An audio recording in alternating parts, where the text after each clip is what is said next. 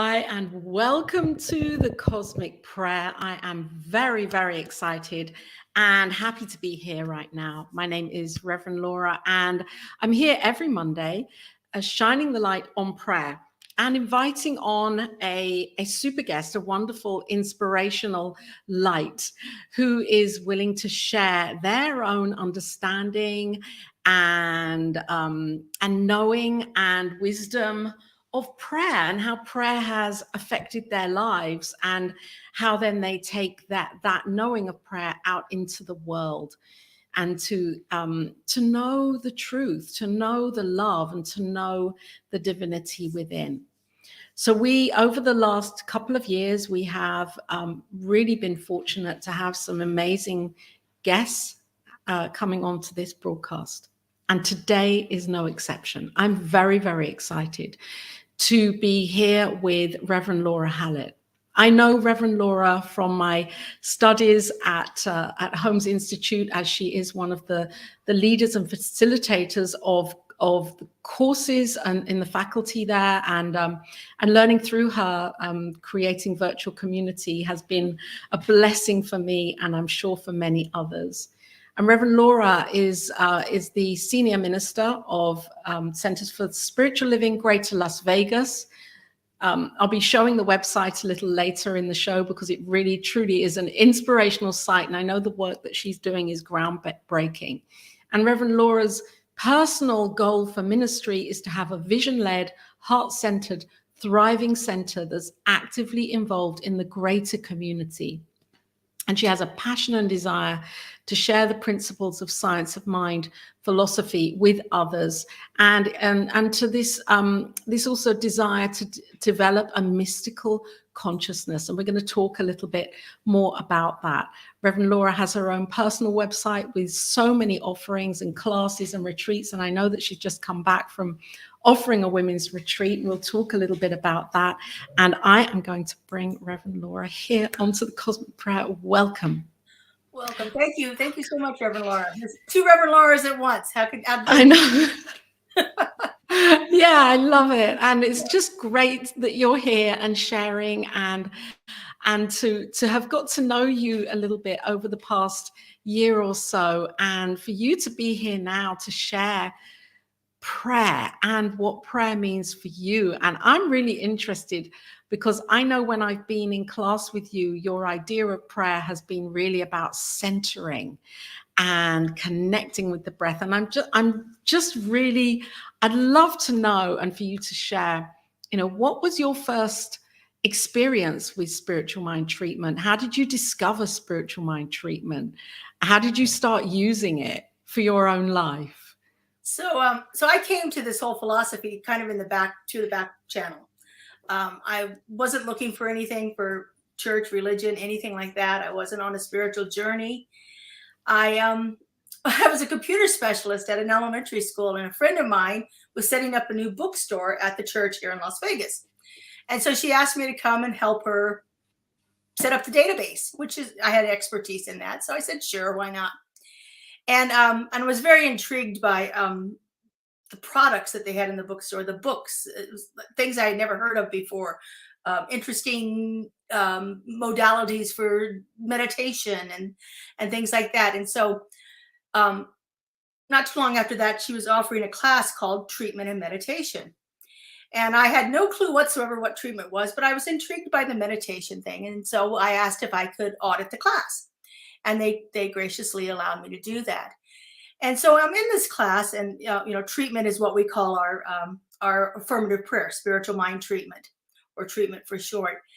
And so I'm in this class with these people, and I'm there to learn meditation, but we have half the class is on prayer.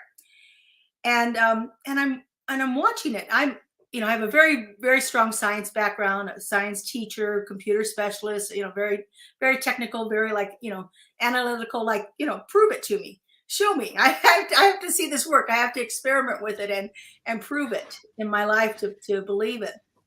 But I'm looking around this class, and these people that I'm in the class with, they're like, they believe this. And they genuinely believe this. And it seems to be making good results in their life. And I thought, all right, let's set up an experiment. let's try this.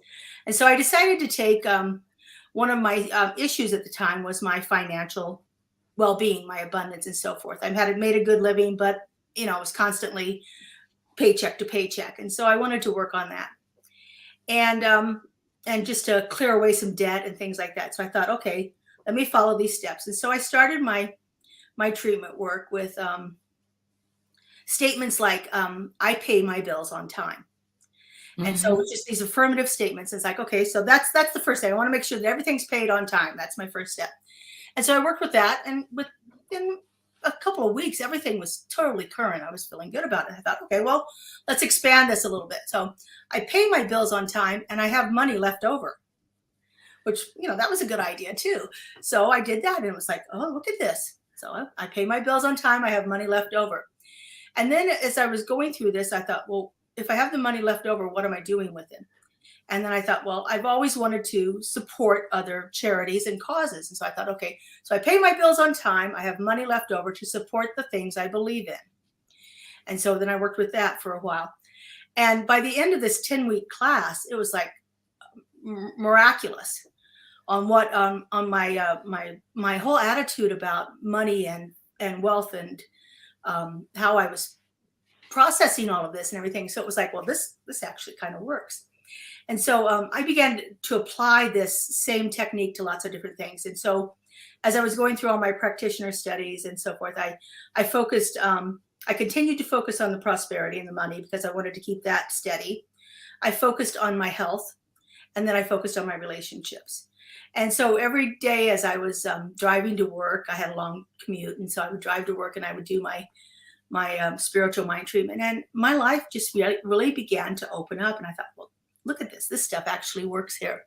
And so for me, that was like, I had to prove it to myself. I had to, it's such a nice structured form of prayer to do something like that, and of course, over the years, this is, it's evolved for me. As you said in the intro, I'm more into the mystical consciousness now. It's like, I don't always have to go through all of that. I spend more of my time now. My prayer is internal, and it's constant. And so it's keeping mind stayed on thee, keeping my mind stayed on the truth, on the spiritual principles that I believe in.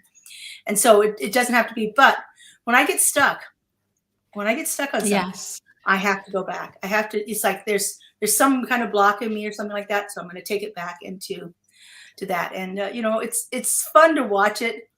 And it's fun to watch me when I forget to go back. I was looking for a parking space a couple of weeks ago. I was going to a show at one of the hotels here in town, and it was some big convention in town. So there was like no parking. And so I called my friends who were waiting for me at the theater, and I'm like, I can't find a parking space. And finally, my friend, who's not part of our thing, says, "Oh, for God's sakes, do that thing you do." So I did the thing I did, and then it's turn around the corner, parking space for me. I always get tickled when I forget about it and think, oh yeah, that's right. I have to go back and do some of the basics sometimes, because we get so caught up in the things that are going on in our lives that it's just sometimes we have to step out of it and remember the truth. And so going back to these practices and so forth. Now my treatment work, it's a daily practice of, I meditate, I journal, and then I treat on whatever comes up. And so that's my spiritual practice for the most part. And like I said, sometimes the treatment work is just sitting and knowing truth about it, as opposed to having to go through everything. And it's like I said, it's on a constant basis. But that's my morning. That's how I start my morning, is with that. So, wow. Yeah. And I love what you said at the very beginning, that it feels as if, because there's this whole idea of our mental equivalent and our mental atmosphere, and that initially you broke it down. You first of all treated for your bills to be paid. And it's like you had to expand the container of that within your own mind, your mental equivalent, to then move on to the next step, which was paying your bills and having more, and then paying your bills, having more. So you were kind of breaking it down step by step, proving those steps to yourself, rather than going for the full thing all in the Right. very beginning, and then maybe being disappointed if you wouldn't have reached that. So I really love the reminder of that, to take baby steps and not to, go for the $1 million. Great. And yet we have to build our own mental equivalent or expand it to get there first. When I came in, the first thing that they asked us to do in this class was to write about our big God, to make God as big as we could possibly make it, to expand that container of the consciousness. And I remember saying to my friend who was teaching the class, I said, I hate to admit this, but I don't know if I believe in God. At the point that I was in my life, it's like I had to start so small, and I had to start by proving it to myself. And then once I've had the experience of God, once I've actually had that tangible experience, like the experience of being able to pay the bills and have money left over and do fun things and things like that. For me, I'm a kind of a show me, prove it to me kind of person. I had to do it that way. And so, once, I tell my people now, it's like, once you know, you can't unknow. You can't once go back. I had the experience of it, I could never go back from that. So what actually happened when that was actually the demonstrations were taking place and appearing in this way? You must have felt like, oh my gosh, this is amazing. It actually really works. Really works. Like, oh my God, and there is a power greater than I am out there that is always working for our good. That's the other thing too, is to my upbringing before that was pretty much a Protestant religion. My father was in the military, and so we traveled from base to base. And in the way that the military structured their religious services, it was, you had a Catholic service, a Protestant service, a Jewish service, and so forth. And so it was always a mixture of different Protestant ministers that happened to be stationed there. And so that was my upbringing. It was there, but it wasn't really solid. I never really got a good foundation of it. And so, as I said, to me, it was, I can't believe in a judgmental God. I can't believe in a God that would know what I need and withhold it from me. I couldn't believe in that. It was like that. So to me, there was nothing that, in my younger years, it was like, there can't be a God, because I can't believe in that God that's punishing and judgmental and damning and withholding. I just couldn't go there with it. So I knew there had to be something, but at that point, that's where I was when I started. I was about 17 years ago when I started here at the center, and shift from that to actually having the experience of the divine actually moving in my life and showing up in my life, and the influence and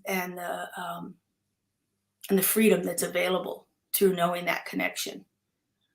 The way that we each can access this in our own unique way. I mean, you were in that world of computers and data, and everything has to add up, right? And that you could even apply that way of thinking to how spiritual mind treatment works, and how these practices work, and how this philosophy as a whole works, as now you are Reverend Laura Hallett, and doing amazing things with your community as your community grows. And I'm sure your consciousness, knowing that, and you've just purchased a new building, and you have so many dreams and a vision for this center to be something so beautiful.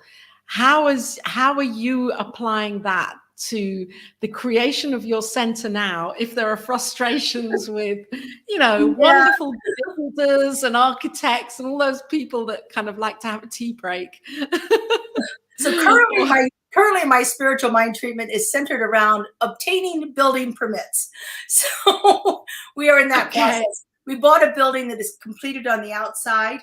They call it gray shell condition on the inside. So it's, a total blank slate on the inside, and we have to get the building permits and of course, Las Vegas happens to be one of the busiest building places in the country. So, we are constantly adding new buildings here. And so it's been a delay. So my treatment work, and it's what I put out to my practitioners and so forth, is that the process of obtaining the permits and building our our new community happens faster than it's ever been known to happen in the history of Las Vegas, and it comes in under budget. So that's my humility. That's my constant reminder to myself. Like turbocharge. Come on. Now I know. Yeah. We want it done, and we want it, because, with the pandemic and everything, we've not been in a building since July of, since March of 2020. And so we've not been in a building since then. We've been meeting in our parking lot for the last couple of months, which is lovely, but it's starting to get a little cold here. So, yeah, we only have a couple of months here.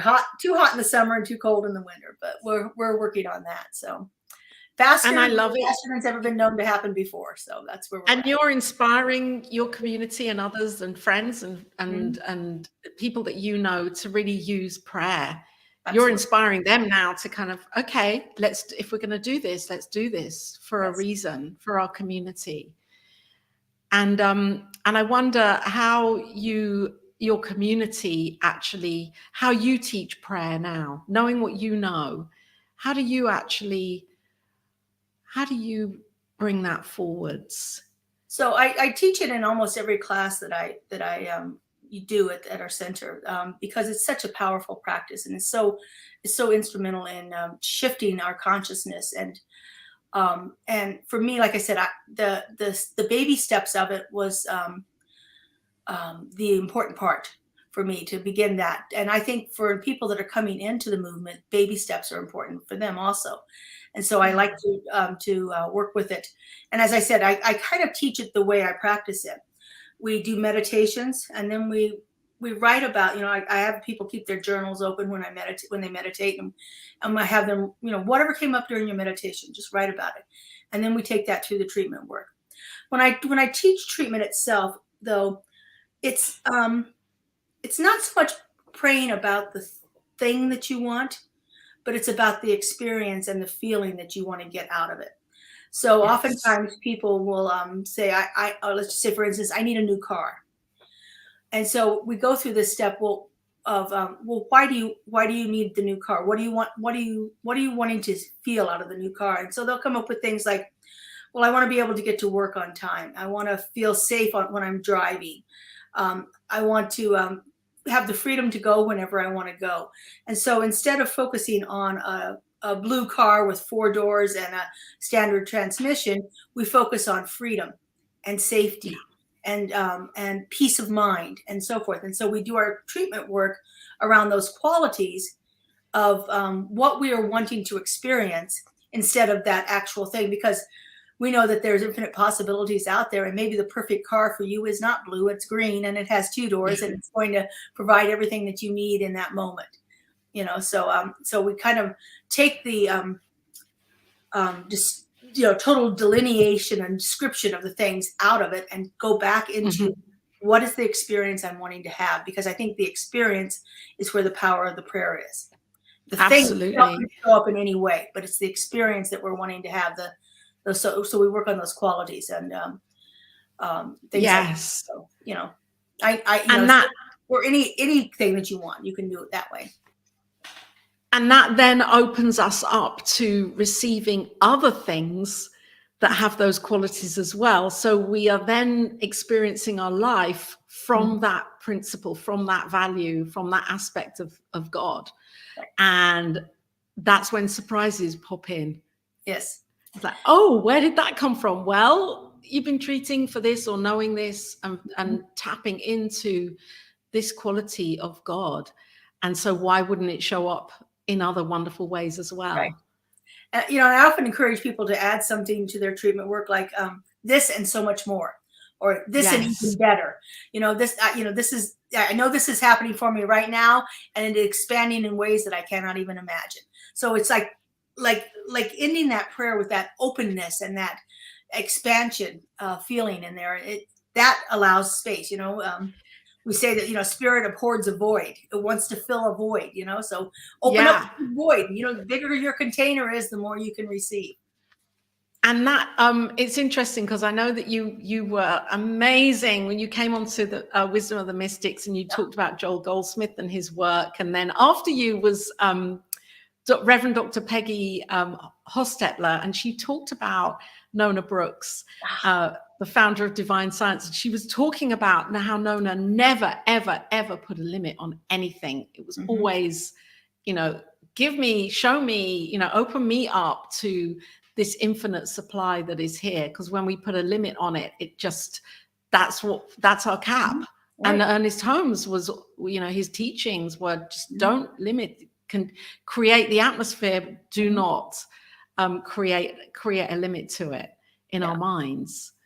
Yeah, that ever spiraling upward evolution. We are always growing more and spiraling more out into our consciousness. And the more we can begin to understand that and grasp that, the more it becomes tangible in our lives, and the more that we can experience that infinite possibility that's out there.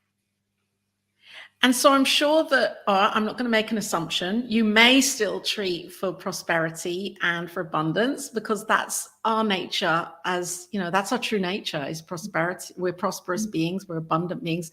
And yet, do you feel that what you did back then and how you learned to use spiritual mind treatment, that it's completely shifted your consciousness in terms of receiving, being the container to receive what is already here for you?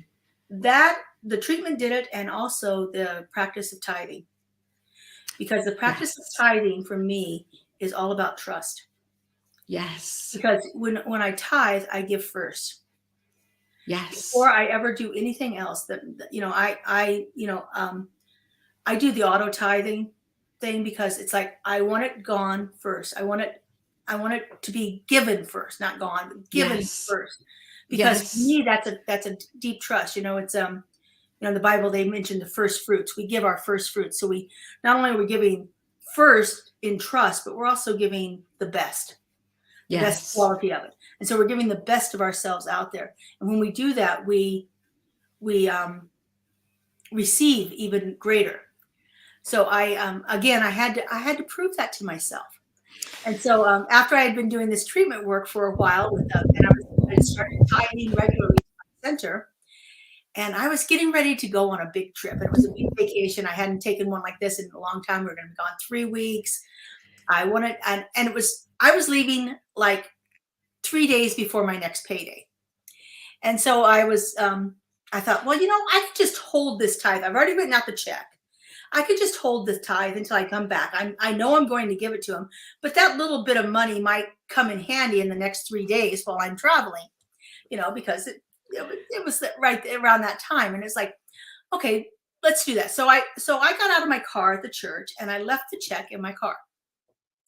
And I took about 20 steps, and without any conscious thought or anything else, I would turn around and went back to my car and got the check out and put it in the tithe, and never thought another thing about it.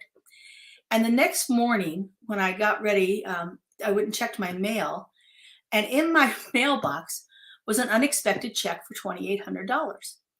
And I thought, oh my God, I trusted. I went ahead and gave that tithe in, and I trusted. And now the check was money I was going to get, but I was teaching at another university, and they had changed their way they paid us. So they decided to pay us half the money up front and then half the money at the end. And so I wasn't expecting it all until the end, but there it was. So that was like, not only did it cover that little bit of the money for the tithe, but it gave me an extra so much more dollars to go spend on my vacation. And so it was like, oh my God, look how this works. It's just like that trust. And so again, proving it to myself, proving it again, proving it. It made all the difference in the world. And so, yeah, my prosperity consciousness has shifted greatly because of those two practices: knowing the truth in my prayer work, and then trusting and giving freely. Because once I gave freely, then I could receive easily. And it's so interesting that you've brought this up, this idea of proving it to ourselves first. I've been doing quite a lot of reading about that recently in different ways, from different contexts, and of how, when we really have faith and trust, and if we really have the faith of God or source or the divine intelligence, whatever we choose to call this thing itself, if we really are to have that faith, then to prove it is almost like that's a part of the initiation process. And it's written in the Bible quite a few times that, you know, in conjunction with tithing, there is this test me, prove me. In the Torah, it's written a few times, you know, test me. Actually give first, and not only give, but make a pledge to giving. Yes. Say, I'm going to give this much for this year, and prove it really big time. And it's almost as if the bigger our container can be, the more we're open to receive by in that that proving process. Yeah, every year I systematically increase, because I want to systematically increase my receiving also. So it's like I'm going to trust this a little bit more. I'm going to trust it a little bit more, and so forth.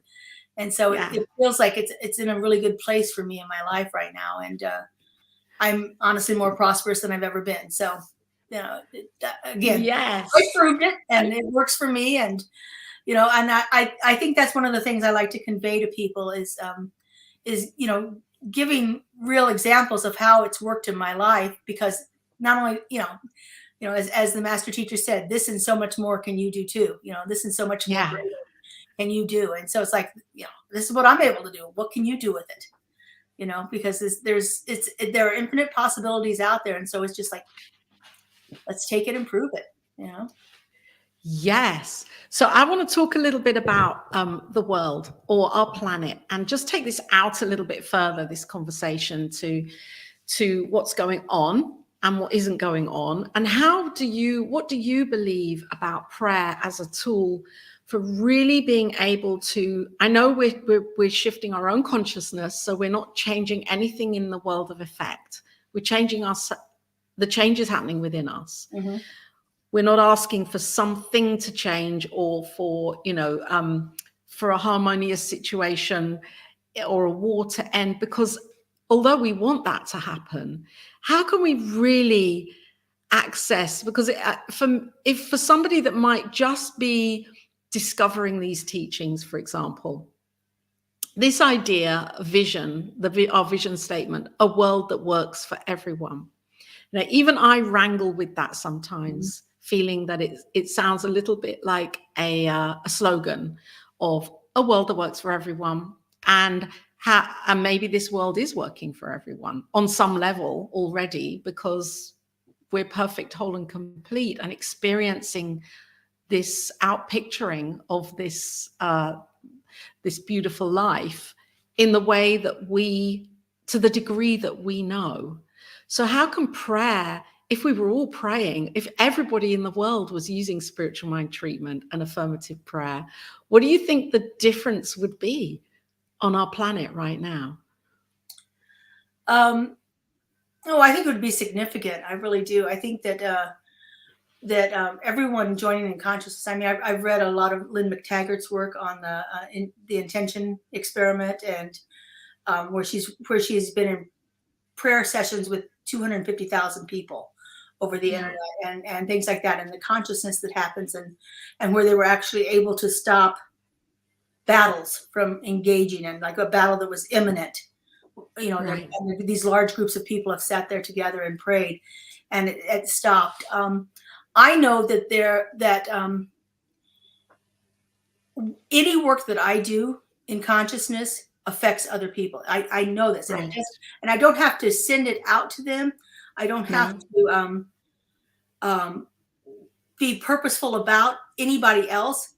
I proved this, and I proved it to myself through the practice of forgiveness, where I was able to systematically do forgiveness work around a situation and watch. Not only did I shift, but the person I was forgiving. They did. Unbelievable. Yes. Like total freedom from a lifelong issue. And you know, and for me, that was one of the greatest blessings. It was like I never had to say to this person, I forgive you. I never mentioned it to the person. I never brought it up. Right. But I was told early on in one of my classes that you know you've forgiven somebody when they can pass through your consciousness and you not feel anything. And I thought to myself, that's what I want, because the situation has been so intolerable. I need to be able to do that. I need to be able to think about this person, because the person was in my life. I needed to be able to think about this person and not get that angst and worked upness and so forth inside of me. And so I just started doing this work, and I watched the other person transform before me. Yes. And never mentioning to him, never telling him I was doing anything, none of that, because I've heard you talk about this with some of the other ones, but this quantum field that we are in, there's a vibrational quality out there, and we are putting that out. And when we put our thoughts out that way, it collapses into a possibility that did not exist before. And so the possibility for this forgiveness had not existed before because nobody was putting it out there. And once I started doing that in my systematic prayer work and my meditation and so forth, it created a field where it could happen. And it happened. And I think this can happen on anything. Bill Goldsmith talks a lot about war and prayer, and he says that people have been praying for peace for thousands of years. Why is there no peace? Because we have these ideas that it has to be a certain way. Yes. It has to be something that I want my peace, but that peace might not be the highest and greatest good for that other country or that other person. It's like, that's right. So many things involved in it, but it's like we have to pray for the highest quality of it, not for our own personal preferences, not for our own thing. Because this going back to the world that works for everyone. Who am I to say how the world is going to work for somebody else? I can't. Exactly. I want to, but I can't dictate how it happens. Exactly. And I love it that you're answering this, or just speaking on this in a way that allows us, because we are open at the top as a philosophy and as a movement, and we are open at the top to a new interpretation of what may have been needed or necessary at one point. And as you just said, we collapse the wave particle into a whole new observation, and then there's a new world that we can consciously kind of bring into being. And I believe that can be done through prayer. I totally do believe, and forgiveness, and all these other incredible power tools that we have. And we don't even necessarily, do we? I just want to ask you this: do we even necessarily have to believe in God? No, I don't think so. No. I think we can, we can. As I said, when I started, I didn't, and I wasn't sure. It took me a while to have the experience of God. Once I had the experience of God, there was no going back from it. But I didn't believe at the beginning. But this was a scientific method. I can do this. I'm a scientist. I can practice the scientific method. Let me try it. Yes. It was one I never ever thought of trying before, because it was kind of out there for me. But it wasn't data analytical kind of stuff. But I had to prove it till I got the data. And once I got the data, that was good. Yeah. And Ernest Holmes, he talked about the day where he would feel that we had reached a kind of an amazing milestone where science and spirituality, religion, philosophy walk hand in hand, and just there were no kind of arguments, not physical arguments, but just arguments in the work that was going on, that there's considered to be this understanding that we are one and oneness is here. I see that happening more and more. I feel that when I'm on looking and reading and watching videos that are really informative, and reading books, that there's this furthering towards this idea of oneness coming from all degrees and all angles, and that we are coming to this unified understanding collectively that we're one, and that when I do something that's hurtful or harmful to myself, even the way I speak to myself, not lovingly, or even to someone else, that's going to affect, the ripple of that is absolutely going to affect, in the creative law, there's going to be an effect. And so how then can we be mindful in those moments where, okay, we've done our prayer, we've done our spiritual mind treatment in the morning, and then 4 hours later, something's really peeing us off, something isn't happening. It's like, oh my God. I wanted freedom, and here I am. This is the antithesis of freedom. This is not what I want. I think again, it's taking ourselves stepping out of the situation. And it's often easier said than done to pull ourselves back and go back to that spiritual truth. I use little reminders, when I find myself, I don't know, I'm a kind of person who my mind will start to spin. It's like, and then I start talking to myself and things like that. And so it's like, yeah, I remind myself, oh, when I catch it, it's like, stop, Laura, you don't do that anymore. And so it's kind of one of those things. It's like, okay, oh, that's right. Let's go back to what I know, go back to truth. Or I say, what, if I'm really in a cycle of it, what one truth can I anchor onto right now? And for me, it usually comes up to God is all there is. It's just like, it's a spiritual thing. It's like, okay, so I have a mentor who talks about looking at situations through a certain lens. So like if you have your rose-colored glasses and you put them on, then everything looks different. And so it's like, what kind of little thing can we remind ourselves? What is that little thing that we could do? When I started off in this, I was wearing a mala bracelet all the time. And so, and as I said, I drove a lot. So I'd be driving along and my mind would be racing and I would catch a glimpse of that mala bracelet, beaded bracelet on my wrist. And I was always working with some kind of affirmation for a while. And so I'd pull the bracelet off and it had 20 beads on it. And I would say the affirmation 20 times as I was driving. Yeah. And I could just move it in my hand. It was no distraction or anything like that. So I had anchors. I had things around me that reminded me of truths, So it's like, because again, my head would start to spin and it's like, sometimes it'd be 10 minutes that I could get myself out of it. Sometimes it was 10 hours. But once I caught myself, I had something to anchor, something to go back to that reminded me quickly to get back to those truths that I know, or to go back into prayer or to go back into meditation or whatever that I needed. But I had to find little things like that to anchor myself onto that helped me go back to truth. Yeah, that's really powerful because we are human beings here, and we're human. We forget. We're not in that place, are we? That place of the infinite. We are, and yet we don't remember it all the time when stuff's going on. So I think that's really important, that what you've just shared, to actually intentionally put these things around us in our lives where it will just trigger a memory for us. Okay, you're okay. Just get back into this place. Come back into this knowing. These beautiful anchors. Yeah. Do you think, I know that you do a lot of drawing, and I wanted to show some of your drawing. I don't know if you have any of your books around kind of on your desk, but you are you are really, oh my gosh. So I draw one of these every morning. These are my mandalas that I draw. So you actually draw one every morning? Every morning. Yeah. It takes about 30-45 minutes. It's part of my meditation. Could you hold them up again a little bit? I want to just see them, because if you want to, just an invitation, because they are beautiful. Wow, Reverend Laura. So I have a Facebook page called Mindful Mandalas where I post it every morning too. I put one of them on there. So okay. And what inspires you with the design? Do you follow some kind of pattern, or is it just literally your heart opening? Generally I'll take a question into my meditation. I start with this.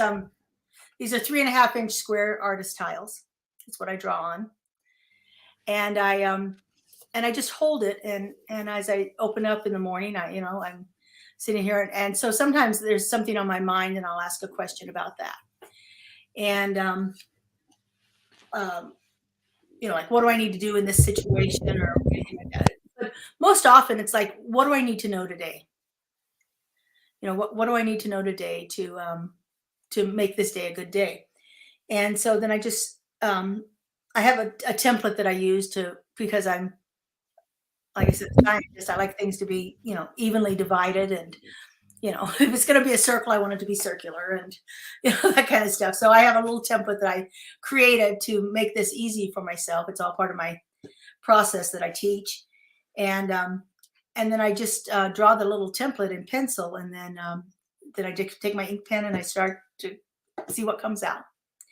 And so sometimes I'll get on a pattern and it'll repeat several times, and sometimes it's completely unique each day. And so, I've studied a lot about mandalas. I was intrigued by them through the work of Carl Jung, which the psychologist Carl Jung, that for 2 years he drew a mandala every morning as part of his morning meditation and spiritual practices. And I always found that quite interesting. And so then I started looking at them, and I took a class on a technique called Zentangles. And then from there, I started branching off into this whole process of creating these mandalas. I drew one day that looked to me like a mandala, and I thought, oh, this is easy. I could do this. And so my program is called Creative Mindfulness, and it's all about using art and meditation together to bring out things, and life-changing things have come through it. Really life-changing things for me. So opening up to new possibilities. I have 4 books right now with mandalas alone. So I have 3 coloring books. One of them I published myself through Amazon, and the other 2 are published through Centers for Spiritual Living. Right. The latest one was Mandalas for the Traveling Soul, and it's a smaller one. It's a smaller book, so you can take it with you.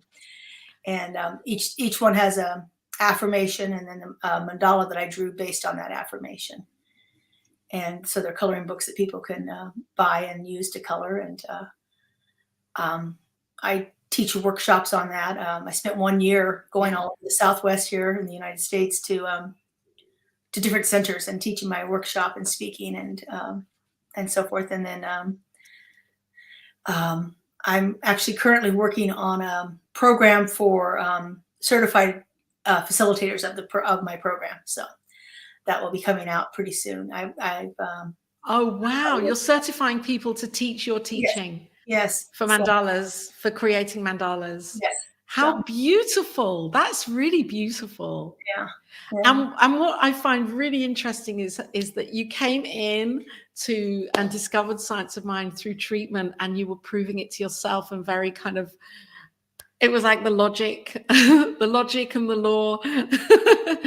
And it feels as if your heart is just open to this creative flow of art coming through your heart, where there's no logic to it, and yet you're creating these patterns that really they're not logical in our mind, and yet in your heart they're logical. They make sense. I can't give a meaning to any one of them, but they're like, some of them I can just sit and just look at for hours. It's just like that. I don't know. There's something about it. I started combining them with other crafting things that I do. So I create my mandalas, and then I put them on everything. So this is one of them. I make labels and things like that and put them on. So they're just everywhere in my house. I have, and I'm giving them away. As you said, I just did a women's retreat, and I drew a mandala specifically for the women's retreat, and then we put it on to the journals and things like that. So it was like this perfect mandala for that specific thing. And if ever you feel inspired to make a cosmic prayer mandala, you're so welcome. I will do that. Absolutely. No pressure. But it's just, for me, it's just a wonderful practice. And like I said, I create the coloring books, but I actually like them in black and white. That's the way they speak to me, is in the black and white. So before they're colored. Yes. So yeah. Oh wow! I want to show your website. Let me just remove that one, because I was going to show your actual center website, but just for a couple of moments here, let's just put on your website, your personal website, because maybe there's something there. It is a work in progress, so it's a work in progress, but it's lovely. It's very clean and clear, and I'm sure people can just get an idea of you and the way that you are really embracing creativity and art. Look at that. It's fantastic. Creative mindfulness. Expand your consciousness through the...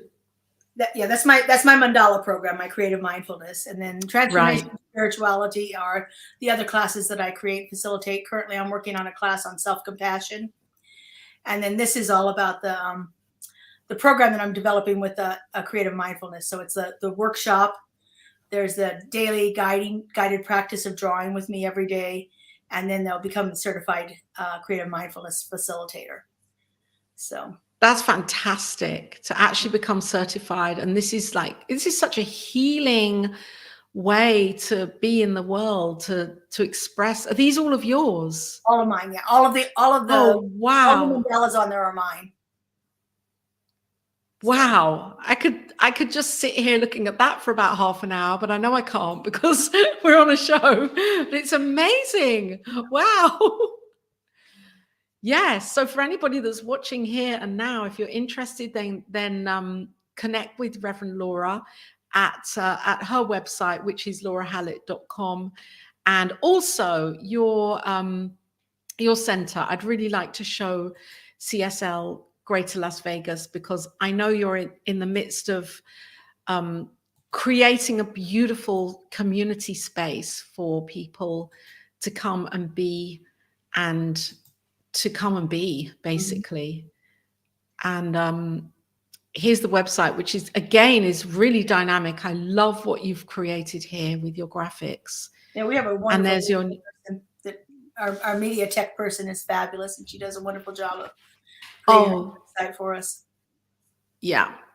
So it's all here, all of the information, because even though your center is in the midst of transformation, you keep going with talks and classes and physical meetups in the outside space, and you're still live streaming your services and people. I was talking the other week and had the pleasure to be connected with your center with the Money Magic book. And so I know that you're still a really lively community, doing amazing things, even though your center's in the midst. There we are. There's your center. It's very exciting. Yes, it is. Yeah, we're so excited about it. Just we're just in that process of having everything come together. So we're in a very good place with financially, and of course you are. Exactly. It's just amazing that what we have to offer here, and my vision is for it to be something that is used every single day, not just a Sunday kind of thing. It's like we're in a business complex. I want to incorporate the business world into our belief system, and in a greater way than what it has been in the past. So that's one of my goals for the center here, and our goals for it. It's so exciting, and I'm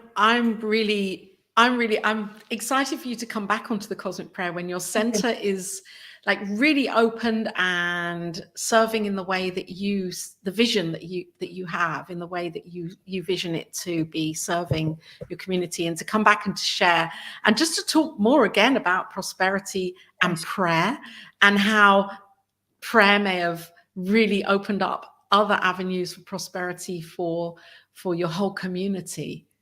Absolutely. Yeah.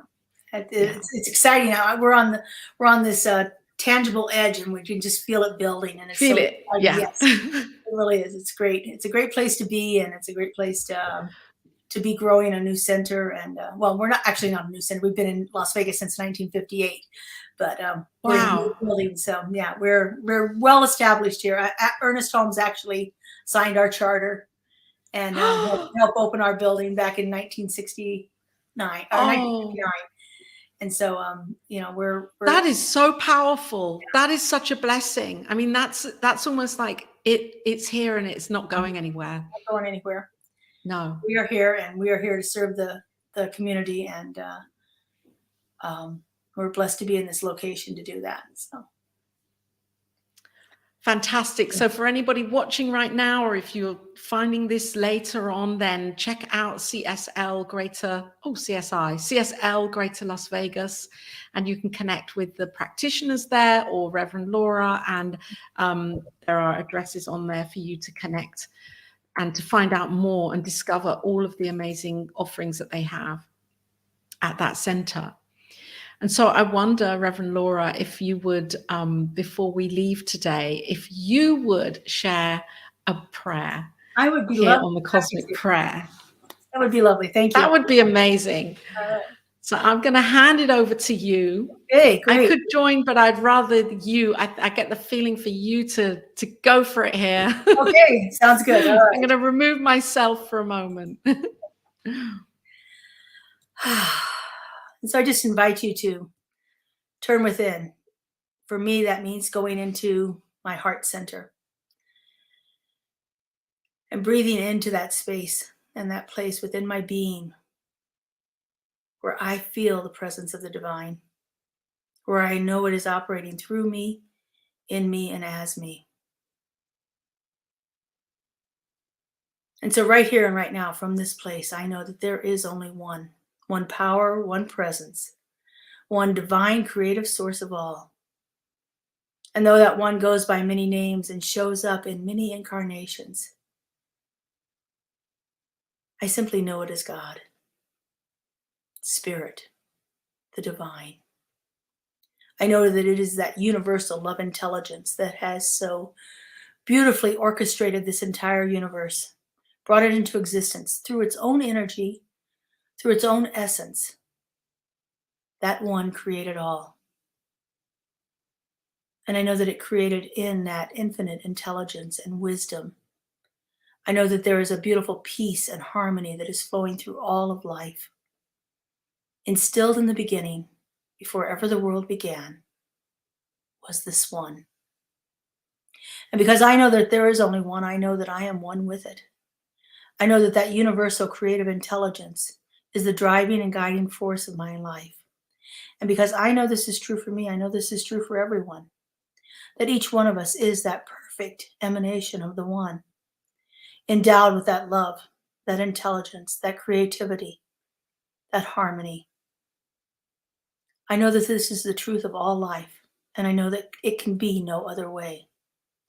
And so, in complete realization of the power and the presence of the divine manifested as all life, I speak my word. I know that right here and right now, there is a perfection that is moving through everything, that it is showing up as that infinite field of peace and love. The divine harmony is the very nature of all creation, and that each one of us is endowed with all of those wonderful and beautiful qualities of the divine. They are within us all the time, ready to be tapped into and brought forth into our experience. And I know that they come forth through our experience as prosperity, as peace, as love, as perfect and divine right relationships. I know that this peace that passeth all understanding is the very nature of who and what each one of us is, and that it is unfolding itself in more and more greater ways than I could ever even imagine. I know that this is the truth of all life, and I am so, so grateful to know it. I'm so grateful to feel it, and I am so grateful to see it happening right here, right now. And so I release this word into that law, into that creative intelligence that always says yes. I let it go, and I let it be. And so it is. Amen. And so it is. And so it is.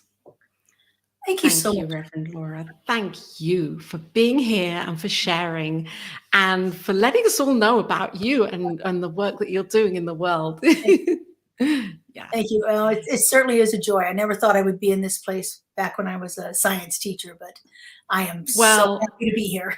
You know? I was going to say that. I mean, when I was showing your websites, wow, could you ever have imagined that you would be from praying and knowing the truth about prosperity, that here you are actually the living, breathing, prosperous being creating this for others and sharing this this idea with others around the world. Thank you so much, Reverend Laura, for being here. And I am excited for you to come back when your center's completed. Absolutely. To share Love again. I would love to. Yeah. Thank you. Thank you for the invitation. Thank you for the work that you're doing in the world. This is amazing. Oh, It is so exciting. And to everybody that's been joining us here, there have been comments coming up. Wayne and Fiona, it's wonderful for you to be here. And of course, New Thought Media Network is a global focus ministry. We're here every single day of the year with programs and broadcasts and all sorts of amazing opportunities for us to know the truth of who we are as love. That's what we do here. So there is the website, you can check it out, and there is the donate button if you feel called to show your prosperity, to prove it with the network. That's right. Thank you, everybody, and we'll be back here again next week, same time next week. Bye for now. Bye, Reverend Laura. Thank you.